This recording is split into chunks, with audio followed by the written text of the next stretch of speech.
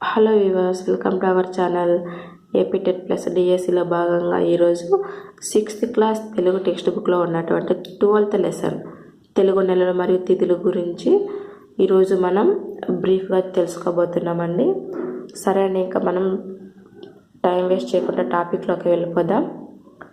టాపిక్లోకి వెళ్ళే ముందు మీకు చిన్న రిక్వెస్ట్ అండి. ఏంటంటే, నేను లెసన్ చెప్పేటప్పుడు స్కిప్ చేయకుండా వినడానికి ట్రై చేయండి. ఎందుకంటే మనకి ఎగ్జామినర్ ఏ విధంగా క్వశ్చన్ అడగడానికి అవకాశం ఉందో తెలుస్తుంది. అలాగే మనం ఈ టాపిక్ నుండి ఎన్ని క్వశ్చన్స్ ఫ్రేమ్ చేయగలమో అది కూడా తెలుస్తుంది. సరేనా? సరే అండి, మనం ఇక్కడ టాపిక్లోకి వెళ్ళిపోదాం. రోజుకి 24 గంటలని, వారానికి 7 రోజులని మనం చదువుకున్నాం కదా. అలాగే నెలకు 30 రోజులు అని కూడా తెలుసుకున్నాం కదా. సంవత్సరానికి 12 నెలలు అని కూడా నేర్చుకున్నాము. ఆ నెలలు జనవరి నుండి డిసెంబర్ వరకు అని కూడా నేర్చుకున్నారు. పైన తెలిపినవన్నీ ఆంగ్ల సంవత్సరం ప్రకారము అని కూడా మనకు తెలుసు. ప్రపంచమంతటికి ఆంగ్ల సంవత్సరం ఎలా ప్రామాణికమో మన తెలుగు వారికి కూడా ఒక సంవత్సరం ఉన్నది. ఈ తెలుగు సంవత్సరము ఉగాది పండుగ నాడు చైత్ర మాసము పాడ్యమి తిథితో మొదలవుతుంది. ఫ్రెండ్స్, ఇక్కడ క్వశ్చన్ అడగడానికి అవకాశం ఉంది. చూడండి ఏ విధంగా అడుగుతాడంటే, తెలుగు సంవత్సరం ప్రకారము చైత్ర మాసము మరియు పాడ్యమి తిథితో వచ్చే పండుగ ఏది? క్వశ్చన్ ఇంకొకసారి చెప్తాను. తెలుగు సంవత్సరం ప్రకారము చైత్ర మాసము పాడ్యమి తిథితో వచ్చే పండుగ ఏదండి? ఉగాది పండుగ. నెక్స్ట్ చూడండి, ఇక్కడ చైత్ర మాసంలో వచ్చేటటువంటి మన తెలుగు పండుగ ఏది? చైత్ర మాసంలో వచ్చే మన తెలుగు పండుగ ఏదండి? ఉగాది పండుగ. నెక్స్ట్ చూడండి, ఇక్కడ పాడ్యమి తిథితో మొదలయ్యే పండుగ ఏది? పాడ్యమి తిథితో మొదలయ్యే పండుగ ఏదండి? ఉగాది పండుగ. చూడండి, ఇక్కడ మనమే ఇక్కడ ఒక లైన్లో 3 క్వశ్చన్స్ ఫ్రేమ్ చేయగలిగినప్పుడు ఎగ్జామినర్ ఏ విధంగా క్వశ్చన్ అడుగుతాడో మనం ఊహించగలమా? అందుకే అండి, కొంచెం జాగ్రత్తగా వినడానికి ట్రై చేయండి. తెలుగు మాసాలు అంటే ఏమిటో, తెలుగు తిథులు అంటే ఏమిటో ఈ పాఠంలో తెలుసుకుందాం. తెలుగు సంవత్సరం ప్రకారము ఒక సంవత్సరం 2 ఆయనాలుగా, 6 ఋతువులుగా, 12 మాసాలుగా విభజించబడింది. చూడండి, ఇక్కడ 2 ఆయనాలు అన్నారు కదండి. ఇక్కడ ఆయనాలు అంటే మీకు తెలుసా అండి? అదే అండి, ఉత్తరాయణం, దక్షిణాయనం. వీటిని ఆయనాలు అంటారు. సరే అండి, ఇంకా మనం నెలల గురించి తెలుసుకుందాం. నెలల పేర్లు ఇచ్చారు ఇక్కడ, అవేంటో తెలుసుకుందాం. చైత్రం, వైశాఖం, జ్యేష్టం, ఆషాఢం, శ్రావణం, భాద్రపదం, ఆశ్వయుజం, కార్తీకం, మార్గశిరం, పుష్యం, మాఘం, ఫాల్గుణం. ఫ్రెండ్స్, మీరు వీటిని, ఈ నెలల పేరును ఒక ఆర్డర్లో నేర్చుకోవడానికి ట్రై చేయండి. ఎందుకంటే ఎగ్జామినర్ మనకి ఇక్కడ నుండి కూడా మనకి క్వశ్చన్ అడగడానికి అవకాశం ఉంది. ఏ విధంగా అడుగుతాడంటే, చూడండి, ఇక్కడ శ్రావణం, భాద్రపదం, ఆశ్వయుజం, మాఘం అనేసి ఇక్కడ మనకి క్వశ్చన్ ఇలా తయారు చేస్తాడు. వీటిని సరైన క్రమంలో అమర్చండి. మనం సరైన క్రమంలో అమర్చాలంటే ఫస్ట్ ఈ నెలల పేర్లను మనం ఒక క్రమంలో నేర్చుకోవాలి. అది ఏ విధంగా అయినా నేర్చుకోండి, ఒక కోడ్ ప్రకారం కానీ, అది మీ చాయిస్ అండి. సరేనా? అలాగే ప్రతి నెలకు 2 పక్షాలు ఉంటాయి.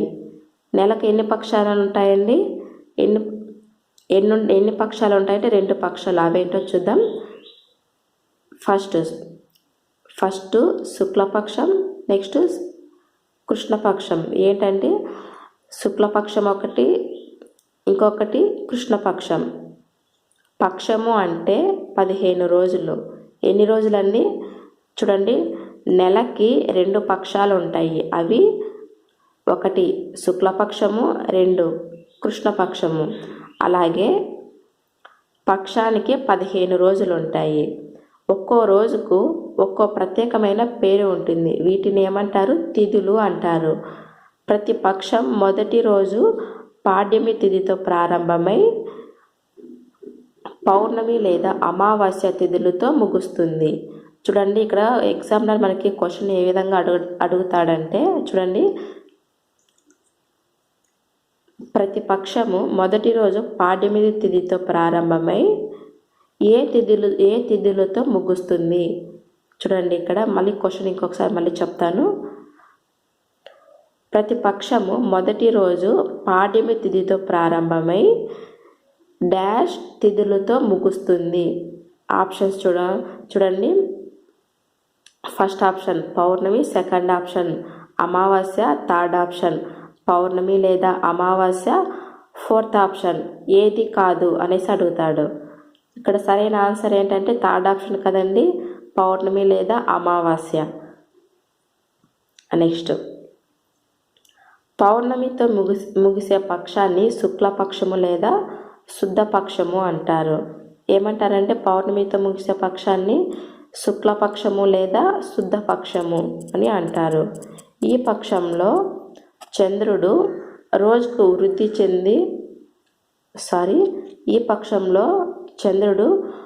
రోజుకు వృద్ధి చెంది ప్రకాశవంతమై పౌర్ణమి నాటికి నిండుగా కనిపిస్తాడు.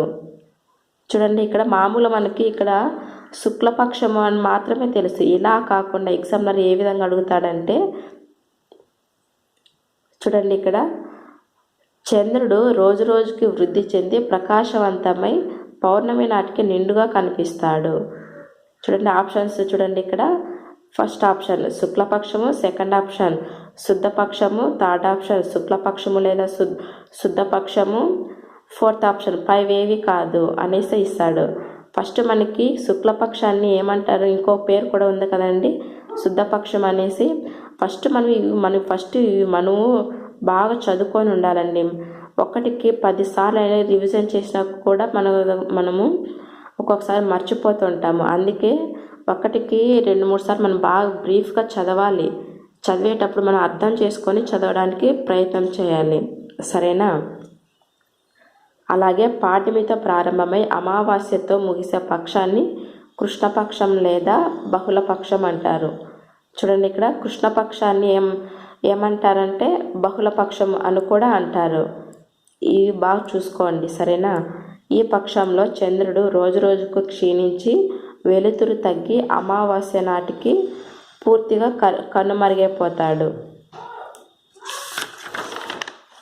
నెక్స్ట్ చూడండి ఇక్కడ తిథుల పేర్లు ఇచ్చారు. ఇక్కడ తిథుల పేర్లు కూడా ఒక ఆర్డర్లో చదువుకొని వెళ్ళండి, సరేనా?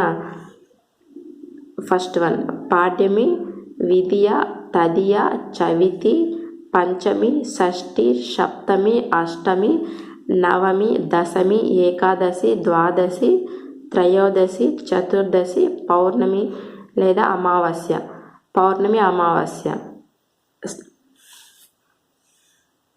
పుష్యమాసము బహుళపక్షము నుండి ఆషాఢ మాసము బహుళపక్షం వరకు గల 6 నెలల కాలాన్ని ఉత్తరాయణం అంటారు.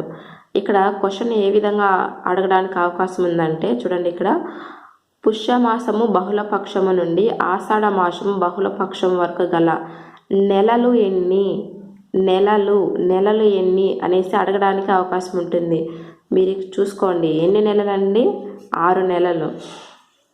నెక్స్ట్ చూడండి ఇది సంక్రాంతి పండుగతో ప్రారంభమవుతుంది. అలాగే ఆషాఢ మాసము బహుళపక్షము నుండి పుష్యమాసము బహుళపక్షం వరకు గల 6 నెలలు దక్షిణాయనం అని అంటారు. ప్రతి 2 నెలలను కలిపి ఒక ఋతువుగా 12 నెలలను ఒక సంవత్సరం 6 ఋతువులుగా విభజించారు. అవి ఈ కింద పట్టిక రూపంలో ఇవ్వబడ్డాయి. చూడండి ఇక్కడ ప్రతి 2 నెలలను ఒక ఋతువుగా, చూడండి ఇక్కడ ఈ 2 నెలలను ఒక ఋతువుగా ఇచ్చారు. అలాగే 2 ఋతువులను కలిపి ఒక కాలం, 2 ఋతువులను కలిపి ఒక కాలం. సరేనా? ఈ పట్టిక చూస్తే మీకు అర్థమవుతుంది. ఫస్ట్ నెలలు చూద్దాం. చైత్రం, వైశాఖం, జ్యేష్టం, ఆషాఢం, శ్రావణం, భాద్రపదం, ఆశ్వీజం, కార్తీక, మార్గశిర, పుష్యం, మాఘం, ఫాల్గుణం. ఋతువులు వసంత ఋతువు, గ్రీష్మ ఋతువు, వర్ష ఋతువు, శరద్ ఋతువు, హేమంత ఋతువు, శిశిర ఋతువు. నెక్స్ట్ కాలాలు వేసవికాలం, వర్షాకాలం, శీతాకాలం. ఫ్రెండ్స్, ఈ పట్టిక మీరు బాగా పర్ఫెక్ట్గా నేర్చుకోండి. ఎందుకు చూడండి, ఇక్కడ మనకి ఆల్రెడీ చెప్పారు కదండి. ఇక్కడ ప్రతి 2 నెలలను కలిపి ఒక ఋతువు. చూడండి, ప్రతి 2 నెలలను కలిపి ఒక ఋతువు వస్తుందండి. 2 నెలలు కలిపి, అలాగే 2 ఋతువులు కలిపి ఒక కాలం వస్తుంది. అంటే ఒక కాలంలో అంటే ఫర్ ఎగ్జాంపుల్ వేసవకాలమే అనుకోండి. వేసవకాలంలో ఎన్ని నెలలు వస్తాయండి? ఎన్ని అంటే 4 నెలలు వస్తాయండి. అవేంటంటే చైత్రం, వైశాఖం, జ్యేష్టం, ఆషాఢం. అలాగే వేసవకాలంలో వచ్చేటువంటి ఋతువులు ఏంటంటే వసంత ఋతువు, గ్రీష్మ ఋతువు. ఇవి మీరు ఈ పట్టికని మీరు బాగా బై హెడ్ చేయండి, సరేనా? చూడండి, వీటిని ఒక కోడ్, దీనికైతే నేను ఒక కోడ్ చెప్తానండి. వగ్రీవ సహేసి. ఇది ఇలా ఒక ఆర్డర్లో ఫస్ట్ లెటర్స్ ఉన్నాయి కదండి, వీటిని ఒక ఆర్డర్లో నేర్చుకోండి. ఇది మీరు ఎలా నేర్చుకుంటారో అది మీ చాయిస్ అండి. ఇది చూడండి, ఇది ఈ కాలాలు అయితే 3 ఉన్నాయి: వేసవకాలం, వర్షాకాలం, శీతాకాలం. ఇవి మామూలుగా అయితే మనం గుర్తు పెట్టుకోవచ్చు. ఇది మీ చాయిస్ అండి, సరేనా? నెక్స్ట్ చూడండి, ఇక్కడ వసంత ఋతువులో చెట్లకు కొత్త ఆకులు వస్తాయి. గ్రీష్మ ఋతువులో వేడి ఎక్కువగా ఉంటుంది. వర్ష ఋతువులో వర్షాలు ఎక్కువగా కురుస్తాయి. శరద్ ఋతువులో మంచి చంద్రుని కాంతి ఉంటుంది. హేమంత ఋతువులో మంచు కురిసి చలిగా ఉంటుంది. శిశిర ఋతువులో చెట్లు ఆకులు రాలిపోతాయి. చూడండి, ఇక్కడ వసంత ఋతువు ఎక్కడుందండి? ఇక్కడ ఉంది కదండి వసంత ఋతువు. చెట్లకు కొత్త ఆకులు వస్తాయి. చూడండి, ఇక్కడ చెట్లు ఉంది, ఇక్కడ అలాగే చూడండి, ఇక్కడ డ్రాయింగ్ ఉంది కాబట్టి దీన్ని బట్టి మీరు క్వశ్చన్ కూడా మీరు బాగా గుర్తు పెట్టుకోవడానికి అవకాశం ఉంటుంది. చూడండి, ఇక్కడ వసంత ఋతువులో చెట్లకు కొత్త ఆకులు వస్తాయి. చూడండి, చెట్లకు ఆకులు కొత్తగా వచ్చాయి కదండి ఇక్కడ.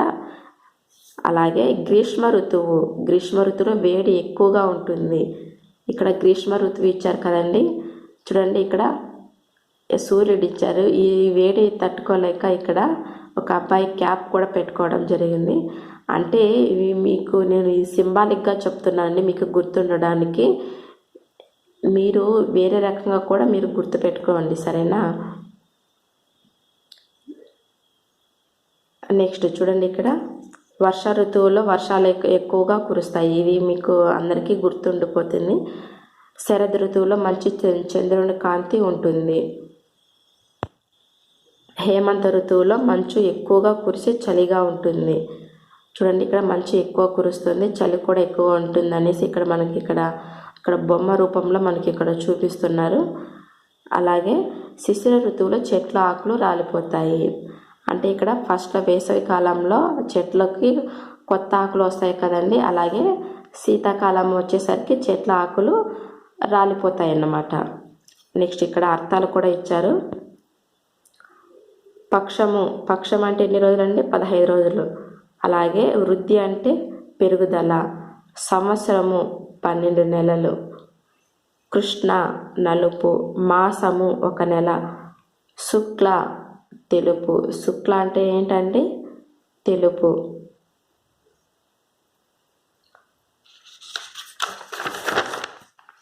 ఫ్రెండ్స్, అదే కాకుండా ఇక్కడ చూడండి, ఇక్కడ భాషను గురించి తెలుసుకుందామనేసి ఇక్కడ ఇచ్చారండి.